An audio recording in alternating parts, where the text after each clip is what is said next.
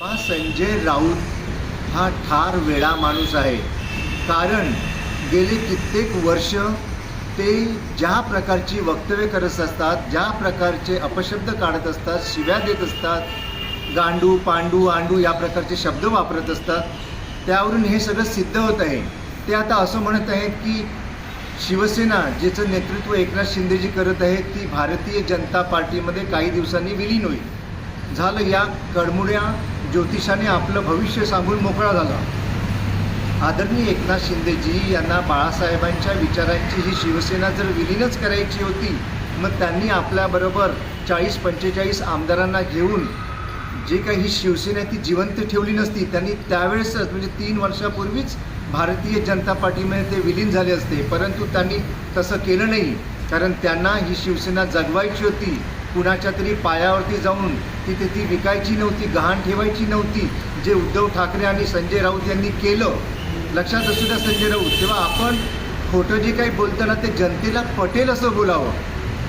पहा, संजय राऊत या व्यक्तीबद्दल न बोललेलंच बरं. कारण संजय राऊत हे एक कुरमुडे ज्योतिषी आहेत. त्यांना अगदी कन्याकुमारीपासून इकडे चांद्या बांध्यापर्यंतच्या प्रत्येक गावातली प्रत्येक व्यक्तीची माहिती असते आणि नेहमी ते प्रत्येकाबद्दल काही ना काही बोलत असतात. त्यांनी असं वक्तव्य केलेलं आहे की आदरणीय उपमुख्यमंत्री एकनाथ शिंदेजी हे काही दिवसातच आपली शिवसेना ही भारतीय जनता पार्टीमध्ये विलीन करणार आहेत. झालं, हे ज्योतिष सांगून मोकळे झाले. आता एकनाथ शिंदेजी साहेबांना जर स्वतःची शिवसेना ही विलीनच करायची असती तर त्या सगळ्या आमदारांना घेऊन त्यांनी स्वतःचा जी बाळासाहेब ठाकरेंच्या विचारांची जी शिवसेना होती ती जिवंत ठेवली नसती. त्यांनी स्वतःचं नेतृत्व या शिवसेनेला दिलं आणि ही शिवसेना आजही जिवंतही नाही तर ती शिवसेना उद्धव ठाकरे यांनी काँग्रेसच्या नेता आणि कोणाच्या तरी पायावर ती विलीन करून टाकली असती. तेव्हा संजय राऊतांच्या या बोलण्यामध्ये काही तथ्य नाही.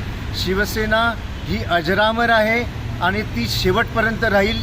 नेते कोणी येवोत कोणी जावोत, परंतु शिवसेना ही कधीही संपणार नाही, जसे बाळासाहेबांचे विचार कधीही संपणार नाहीत. त्याप्रमाणे संजय राऊत असे सुद्धा म्हणत आहेत की एकनाथ शिंदेजी यांना जे काही आमदारकीचं तिकीट मिळालं ते उद्धव ठाकरे यांच्या मेहरबानीमुळे मिळालं. अरे, उद्धव ठाकरे त्यावेळेस गोट्या खेळत होते, फोटोग्राफी करत होते, त्यांचा राजकारणात काही इंटरेस्ट नव्हता.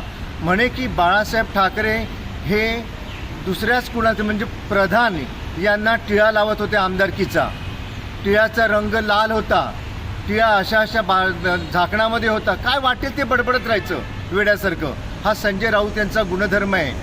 जे काही एकनाथ शिंदेजी यांनी मिळवलेलं आहे हे स्वतःच्या परिश्रमाने मिळवलेलं आहे, स्वतःच्या कर्तृत्वाने मिळवलेलं आहे. कोणाच्याही मेहरबानीमुळे त्यांना आमदारकी मिळाली नव्हती. त्यांनी अगदी तळागाळात शिवसैनिकापासून ते आज मुख्यमंत्री पदापर्यंत त्यांनी स्वतःच्या हिमतीवरती सर्व काही मिळालेलं आहे.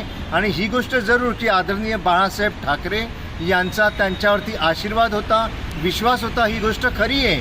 परंतु संजय राऊत जे काही वक्तव्य करत आहेत, मुक्ताफळं उधळत आहेत, या मुक्ताफळांना या महाराष्ट्रातील जनता भीक घालत नाही, हे मात्र खरं आहे. पहा, संजय राऊत जे काही आपली मुक्ताफळं उधळत आहेत त्यामध्ये काही तथ्य नाही आहे. ते असं म्हणत आहेत की एकनाथ शिंदे यांनी सतीश प्रधान यांच्याकडून तिकीट ओरबाडून घेतलं. आता तिकीट हे कधी ओरबाडून घेता येतं का? ते स्वतःच्या कर्तृत्वावरती परिश्रमावरती मिळवायचं असतं आणि तेच एकनाथ शिंदे यांनी केलं. स्वर्गीय हिंदू हृदय सम्राट बाळासाहेब ठाकरे यांनी त्यांचं काम बघून त्यावेळेस त्यांना आमदारकीचं तिकीट दिलं होतं आणि जनतेने त्यांच्यावरती भरभरून प्रेम केलं आणि प्रचंड मतांनी विजयी केलं होतं. हेच सत्य आहे. पहा, संजय राऊत यांचं मानसिक संतुलन बिघडलेलं आहे. मी वारंवार सांगत आहे आणि महाराष्ट्राच्या जनतेला ते ठाऊक आहे. संजय राऊत असं म्हणत आहेत की एकनाथ शिंदेजी यांना त्यावेळेस तिकीट हे उद्धव ठाकरे यांनी दिलं. काय वेड्यासारखं काही बडबडत आहात आपण. उद्धव ठाकरे हे त्यावेळेस गोट्या खेळत होते, फोटोग्राफी करत होते. त्यांचं राजकारणामध्ये काही स्वारस्य नव्हतं, काही त्यांना इंटरेस्ट नव्हता. एकनाथ शिंदेजी यांना म्हणे बाळासाहेब ठाकरे यांनी कुंकू लावलं, लाल रंगाचं कुंकू लावलं, या बोटाने लावलं, त्या बोटाने लावलं. हे काय वेड्यासारखं बडबडतात संजय राऊत आपण. आदरणीय हिंदू हृदय सम्राटांनी एकनाथ शिंदे यांना जे काही तिकीट दिलं होतं ते त्यांचं कर्तृत्व पाहून दिलं, त्यांची मेहनत पाहून दिलं, त्यांचं संघटन कौशल्य पाहून दिलं आणि जनतेने त्यांच्यावर प्रेम केलं आणि त्यामुळे एकनाथ शिंदेजी हे आमदार झाले होते. तुमच्या ह्या वायफळ बोलण्यामुळे जनता या तुमच्या गोष्टींवरती विश्वास ठेवणार नाही आहे, हे लक्षात असावं. लोकशाही मराठी ऐका, पहा, जागरूक रहा.